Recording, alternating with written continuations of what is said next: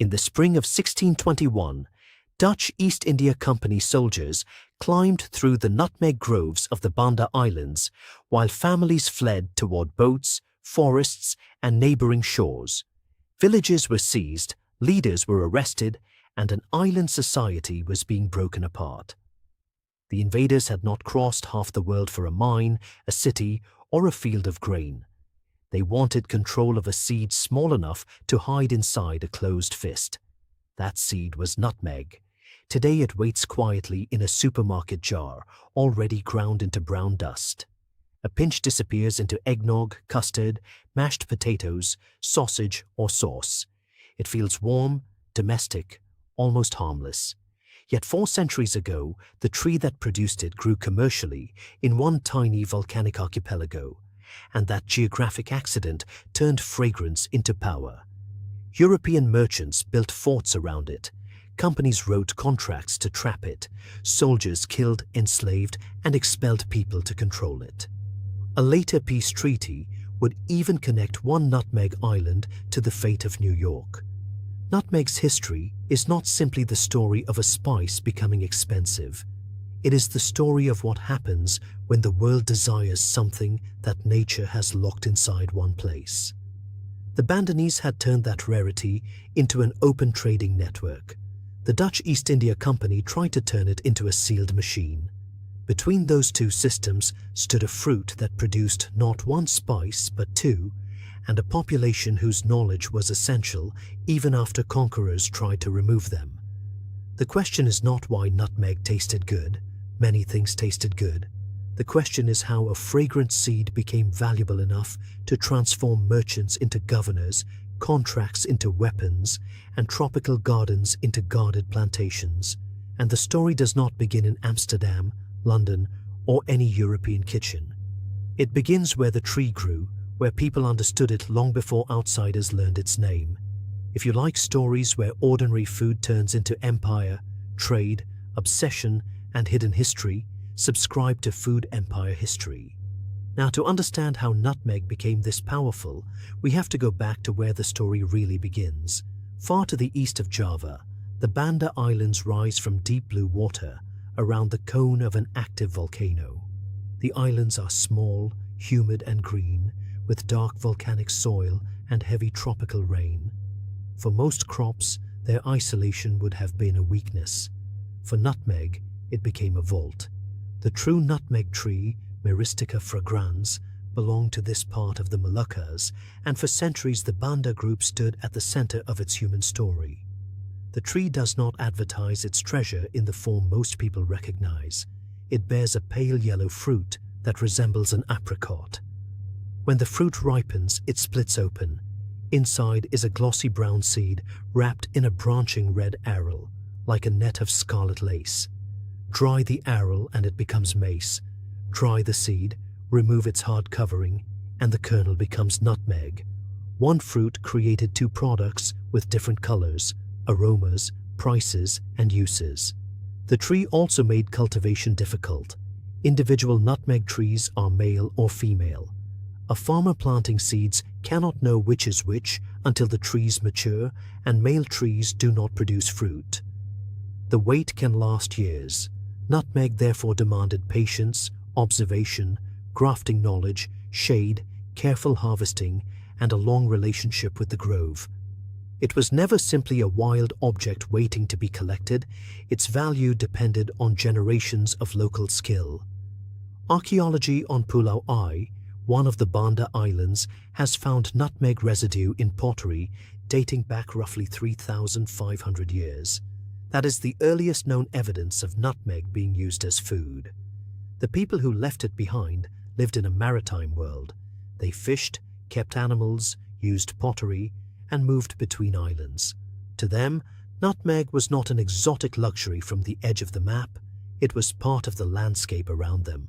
Over time, the islands became tied to wider Asian trading networks. Banda could produce valuable spices, but it could not easily produce everything its population needed. Rice, cloth, ceramics, metal, and other goods arrived by sea. Nutmeg and mace moved outward in exchange. This made the Bandanese more than farmers. They were sailors, brokers, growers, and traders who understood that the seed's true power appeared only when it traveled. Long before Europeans reached Banda, merchants from across the Indonesian archipelago already knew the route. Malay and Javanese sailors carried spices westward. Indian Ocean networks moved them through ports where languages, currencies, and cargoes changed. Chinese, South Asian, Persian, and Arab consumers encountered nutmeg in medicine, incense, perfumery, and food. By the medieval period, it had reached kitchens and pharmacies thousands of miles from the tree. Every transfer added distance, mystery, and cost. A nutmeg could leave a Bandanese grove, pass through several merchants, cross narrow seas and open ocean, enter a major port, move through the Red Sea or Persian Gulf, and finally reach Mediterranean markets. European buyers saw the final seed, but not the chain of hands behind it. The farther its origin disappeared, the more magical the spice seemed. The monsoon gave this trade a rhythm. Ships arrived when winds allowed, exchanged rice and textiles for spices, then waited for the season that could carry them home. A failed voyage meant spoiled supplies or lost profit.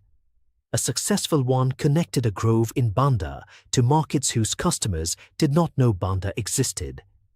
The seed's strength was not only its aroma.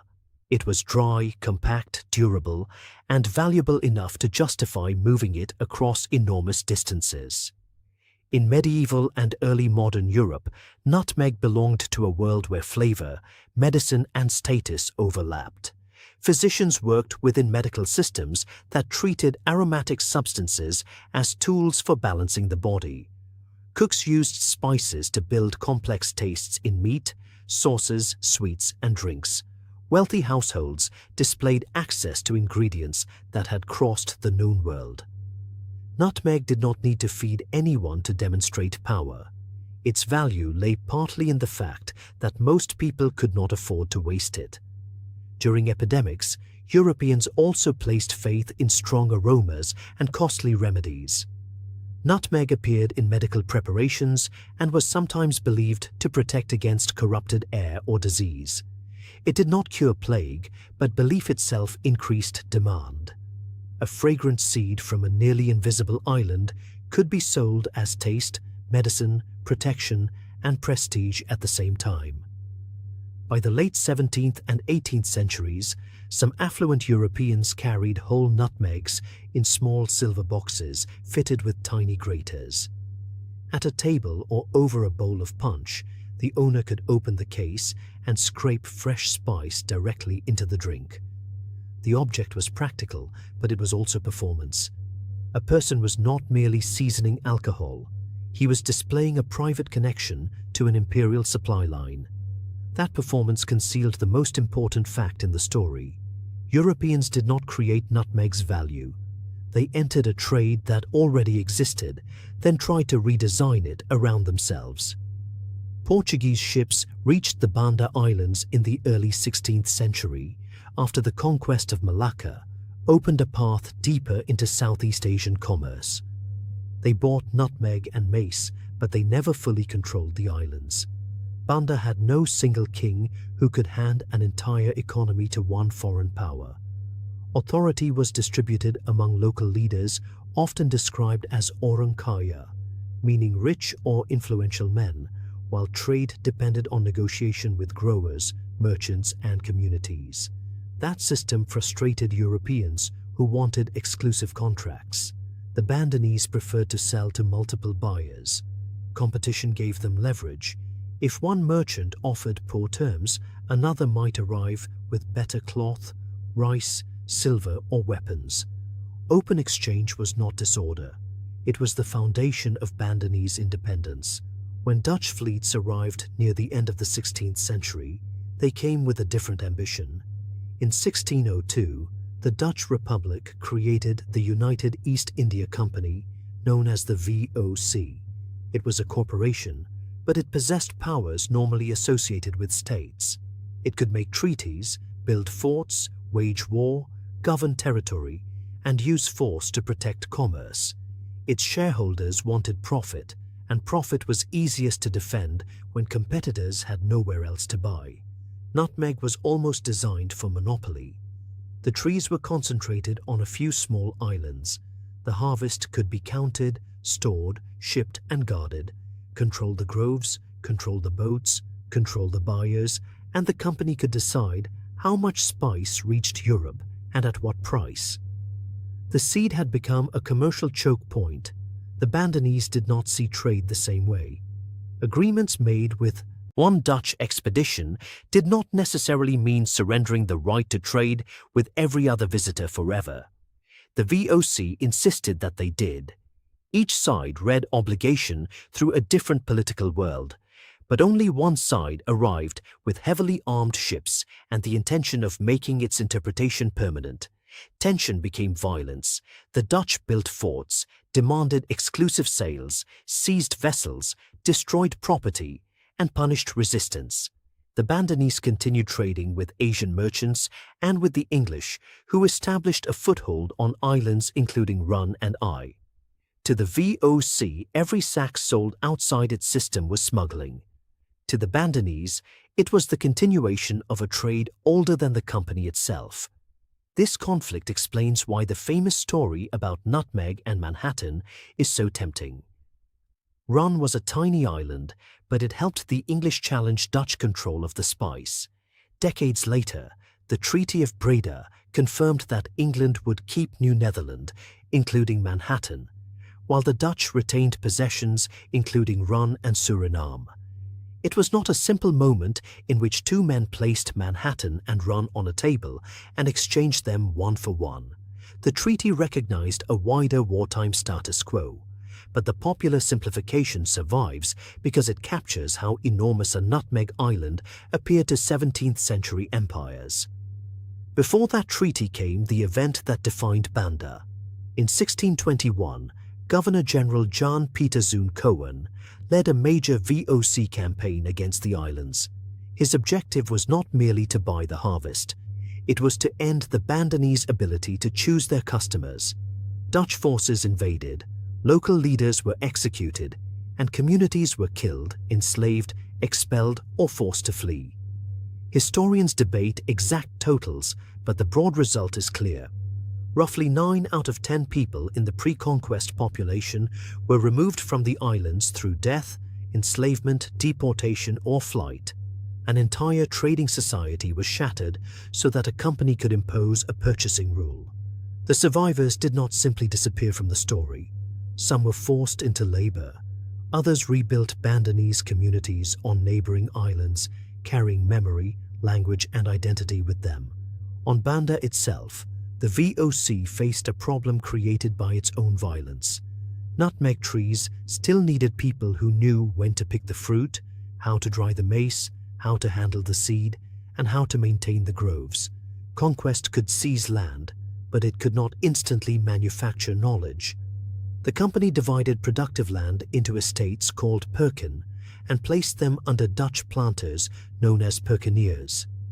The VOC controlled the islands, supplied labor, fixed the terms of sale, and required the crop to pass through company hands. Enslaved people were imported from different parts of Asia and beyond. Surviving Bandanese were compelled to teach newcomers the cultivation and processing methods on which the entire monopoly depended. This was one of the clearest plantation slave systems in Southeast Asian history. Under the shade of nutmeg trees, people from different languages and homelands were forced into a new society organized around export. The groves looked green and abundant, but their order was artificial. Forts watched the sea. Company officials monitored harvests. Planters depended on rations and imported labor. A local spice landscape had become an enclosed factory without walls. The VOC's monopoly did not end at the shoreline. It extended into warehouses and markets. The company controlled supply, restricted private trade, and treated any spice outside its warehouses as a threat to the monopoly. The logic was cold. Nutmeg became more profitable when consumers believed it was scarce, so uncontrolled abundance had to be suppressed. For European buyers, this system created a clean illusion. The spice arrived dry, fragrant, and compact. It carried no visible sign of the villages emptied for it, the people transported to work for it, or the forts built to trap it. The people who grated nutmeg over punch rarely saw the people who harvested it. The whole empire fit inside a seed because the seed revealed nothing unless someone opened its history. Yet monopolies built on living plants have a weakness. A mine cannot easily be smuggled away. A tree can. During the 18th century, rival empires treated spice plants almost like stolen technology. Botanists, sailors, merchants, local brokers, and colonial officials tried to move viable seeds and seedlings beyond Dutch control. The French spice project associated with Pierre Poivre depended not on one heroic European thief, but on cross-cultural networks and Asian intermediaries who could obtain plants, transport them, and keep them alive. Botanical gardens became laboratories of empire, places where governments tried to copy another colony's natural advantage. The decisive change was not a new flavor, it was reproduction. Once healthy nutmeg trees could grow outside Banda, the geographic vault began to open. During the Napoleonic era, British forces captured the Banda Islands and moved nutmeg plants to other colonies, including Ceylon and parts of Southeast Asia. Cultivation spread to Penang, Singapore, India, and eventually the Caribbean. Grenada became the most famous new home. Nutmeg was introduced there during the 19th century, with a commonly cited planting from Banda seed in 1843. The tree found volcanic soil, tropical rain, and farmers able to build a new industry around it. The spice that had once tied global demand to a handful of Indonesian islands could now be harvested on the other side of the world. Nutmeg became so closely associated with Grenada that a split fruit appears on the national flag adopted after independence. The symbol carries pride, work, and export history in a single image. It also shows how completely a transplanted crop can enter a new identity. A tree native to eastern Indonesia became one of the defining emblems of a Caribbean nation. That did not erase empire. It changed the map of empire. Plants moved through colonial networks, often onto lands already shaped by conquest, slavery, and forced labor. New producers weakened the Dutch monopoly, but the global system still treated tropical landscapes as sources of raw material for distant consumers. As supply widened, technology changed the form of nutmeg. Whole seeds had once traveled well because they were compact and protected their aroma better than powder. The consumer needed a grater and used only a little at a time. Industrial grinding removed that small ritual. Steamships shortened roads. Mechanized mills produced consistent powder. Metal tins, glass jars, and later sealed packets protected it from moisture and made it easy to brand. The machine did not make nutmeg desirable. Centuries of medicine, luxury, and cuisine had already done that. The machine made desire convenient. The private silver grater gave way to a jar that anyone could shake. A spice once displayed at elite tables entered bakeries, meat processing, commercial sauces, holiday drinks, and factory-made foods. Standardization changed memory as well as price. Consumers no longer needed to recognize a good whole seed, store it carefully, or grate it fresh. The spice company selected, milled, and packaged the product in advance. Nutmeg became easier to use, but harder to trace. Convenience separated the aroma from the tree and the product from the place. Its flavor also proved unusually adaptable. Nutmeg contains warm, sweet, woody, and slightly bitter notes. In European and North American cooking, it became associated with custards, cakes, eggnog, cream sauces, potatoes, and spinach. Across parts of Asia, the Middle East, Africa, and the Caribbean, it remained at home in savory spice mixtures, meat dishes, sweets, drinks, preserves, and traditional preparations. The same seed could signal Christmas in one kitchen and a daily spice blend in another. Modern industry uses more than the grated kernel. Nutmeg and mace can be processed for essential oil and nutmeg butter, ingredients used in flavoring, fragrance, cosmetics, and other manufactured products. What once traveled as a visible seed can now enter a product as an extract, an aroma, or a line buried inside an ingredient list. Indonesia remains the central force in the modern trade and was the world's leading nutmeg exporter in 2024. But the old monopoly is gone. India, Sri Lanka, Vietnam, Grenada, and other producers now participate in a chain of farmers, collectors, processors, exporters, spice companies, food manufacturers, and retailers. A seed that once moved through guarded company warehouses now moves through containers, quality laboratories, commodity codes, and supermarket distribution centers. The system is larger, cheaper, and less visible than ever. Ground nutmeg may have crossed several borders before reaching a kitchen. It may have been cleaned, dried, sorted, sterilized, milled, blended, and packed far from the farm. Regulations now focus on mold, insects, contamination, and food safety. Reminders that a dry powder still begins as a tropical fruit handled by real people in warm, wet conditions. The tree itself keeps one old weakness: it takes years to mature. When a mature grove is destroyed, production cannot return the following season. Grenada learned this brutally in 2004, when Hurricane Ivan devastated the island, damaged most of its nutmeg crop, and destroyed a large share of its trees. Farmers lost not only a harvest, but years of future harvests.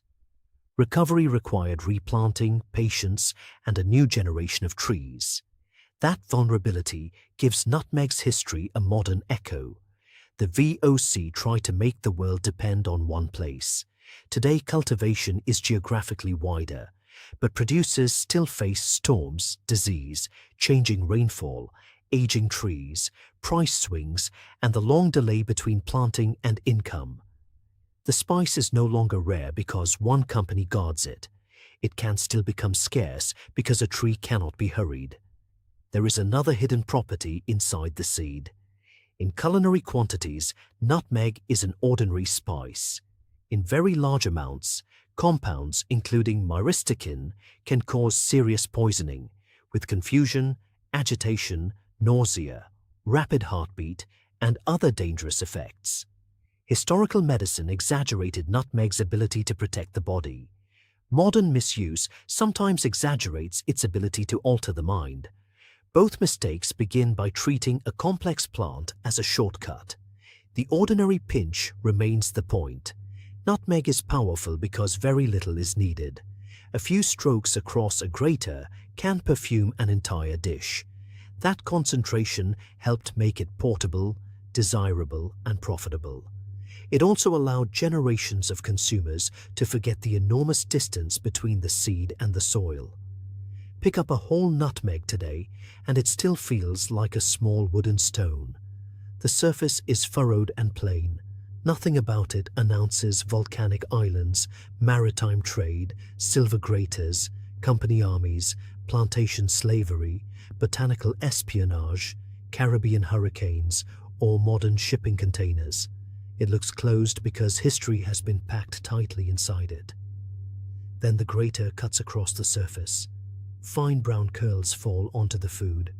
The aroma escapes immediately, warm and sweet, the same quality that once made distant buyers imagine medicine, luxury, and protection. But now another image can rise with it. Not merely a European banquet, but a Bandanese grove. Not merely a merchant ship, but a community defending the right to trade. Not merely a company ledger, but the names and lives that the ledger reduced to labor. Nutmeg did not build the modern world by itself. No spice did, but it revealed an early blueprint that empires would use again and again. Find something the world desires. Locate the narrow point of supply. Replace negotiation with exclusive contracts. Replace contracts with force. Remove the people who resist. import workers who cannot leave, control quantity, protect price, and present the finished product as if it arrived without a past. The monopoly eventually failed because life escaped, seeds were carried away, trees rooted in new soil, knowledge moved between people, the geographic prison opened, and nutmeg became common enough to forget. That is the final paradox. Its cheapness feels like the opposite of its violent history, but it is actually the last chapter of it.